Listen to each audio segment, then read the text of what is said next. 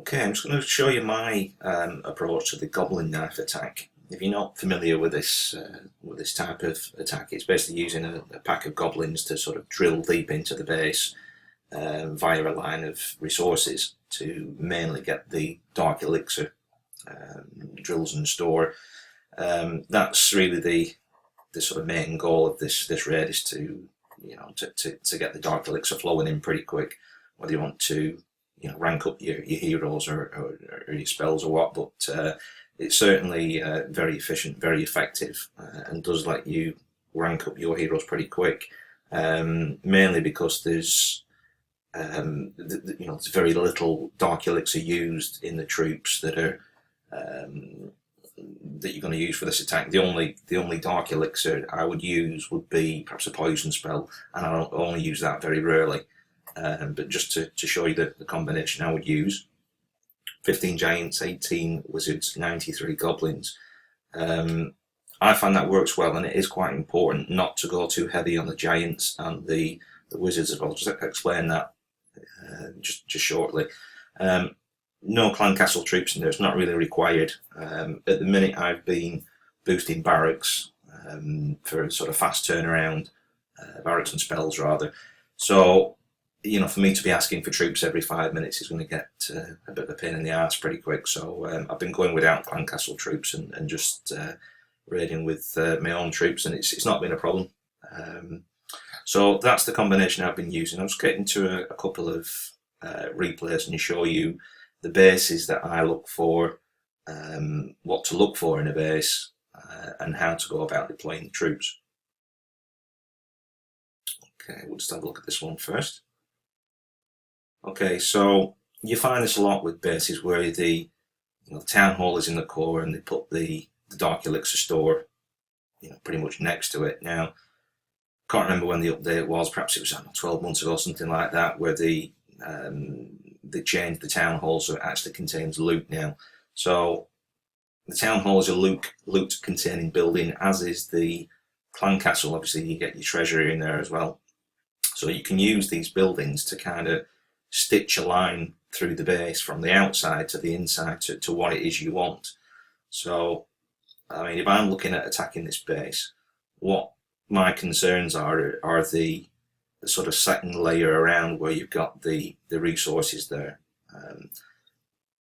What you don't want is a continuous ring of resources, because if you get to sending your goblins in, they're just going to part and just go from resource to resource. But if you look at this base here from the town hall side, the second layer in, you've got a mortar at either side. Well, it's the same on each side actually, so we could pretty much come at this base from most angles. But the way that this is from the sort of 10 o'clock side, we can get those inner resources, drills and mines sort of thing, down pretty quick. And then the next step is, we're into the town hall, and then right behind that we've got the dark elixir store. So we're going to be coming in from 10 o'clock here. So we've got the wizards and the giants. We're going to put the giants down first in a line. I'll just quickly show you these going down. We get the spells in first. That's basically just opening up the base for our troops. So we're going to put the giants down, 2-finger drop, get them in quick. Immediately behind them, we put in the wizards, again 2-finger drop. Now we let them do a bit of work. Okay, it's important to note now that the total number of troops that we've got down there at the minute is 100 and what are we talking? 147, I think it is at the minute. Total troop quantity in the giants and the wizards. Now it's important that we don't go over 180. If you go over 180, that eagle artillery is going to start firing.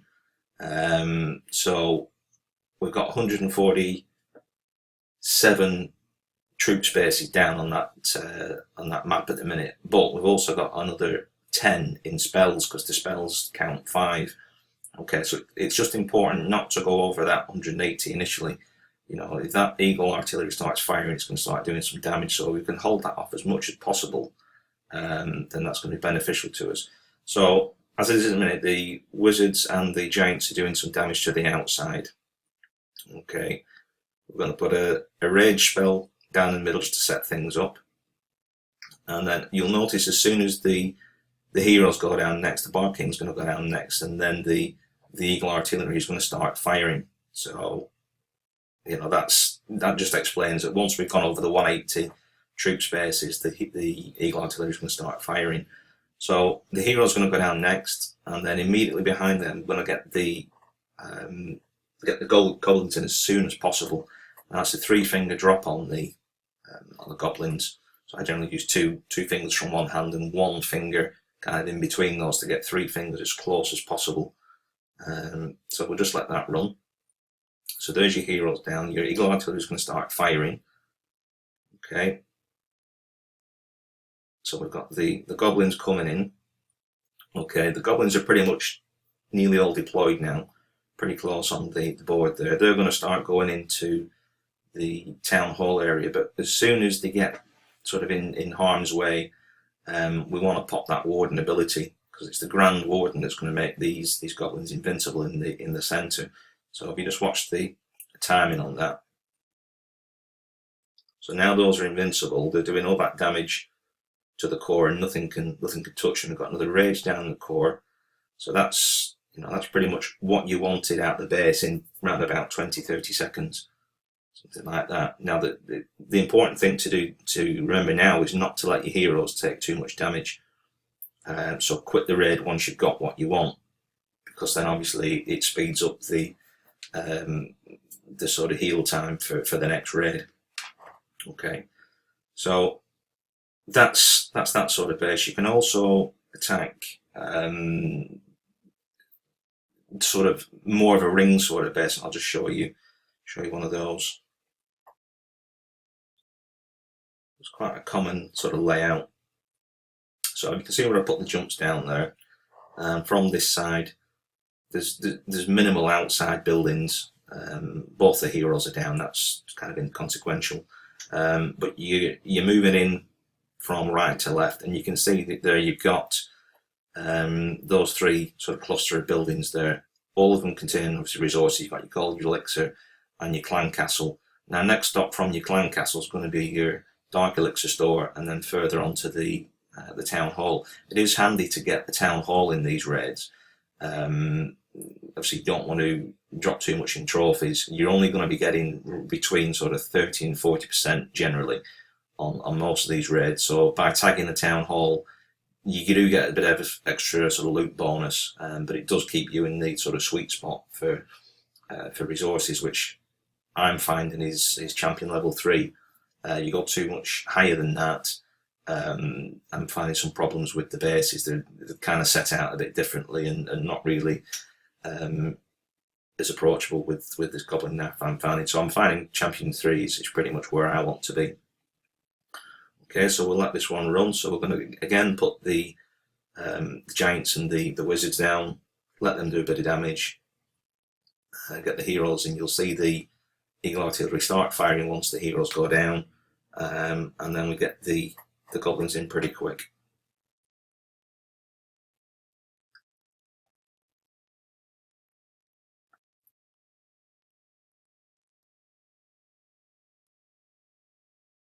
Okay, nowhere else for the goblins to go, straight in. Got the warden ability going on now. There we go. Rage in the middle.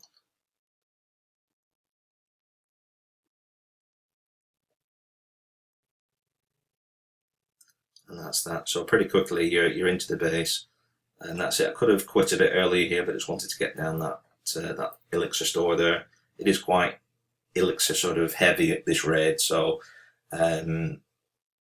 you know, if possible, you want to try and get a base that, yes, it's got a decent amount of dark elixir, but if possible, you want to be sort of bringing out, I don't know, 150,000 elixir. Couple that with the loot bonus, and you're kind of breaking even on the raid for elixir, so you're not dropping too much.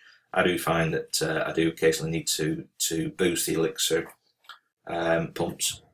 Just one more we'll have a look at. It's a similar one to the last one, but this is more compartmented.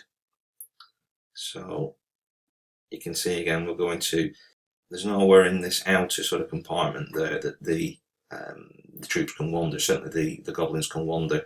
And again, when they get into this inner ring resource, there's a cluster of resources around the sort of right hand side, and from there, really, the next step is going to be to the town hall. So we'll just let that one run. So giants in, wizards behind. Stick a rage down in that outer section. As soon as the heroes go down, the eagle artillery starts firing. Let them get a bit further into the base. Get the goblins in. Pop the ability. So they're now invincible. Get straight into the base. Bit of freeze on that back inferno. And then that's pretty much game over. Okay, when you are looking for a base, I tend to go for bases that have at least 3,000 dark elixir, and when you are scouting for a base, try and make sure that most of that elixir is in the store and not in the drills. If you're going after dark elixir and it says there's 3,000 available and you've got the majority of that is in the drills, you know, it's going to be quite difficult to get all the drills if they're spread out all over the base. So I tend to look for bases that are where the drills are empty. So anyway, that's just a quick video. I hope that was of some use to you. So good luck in the quest for dark elixir.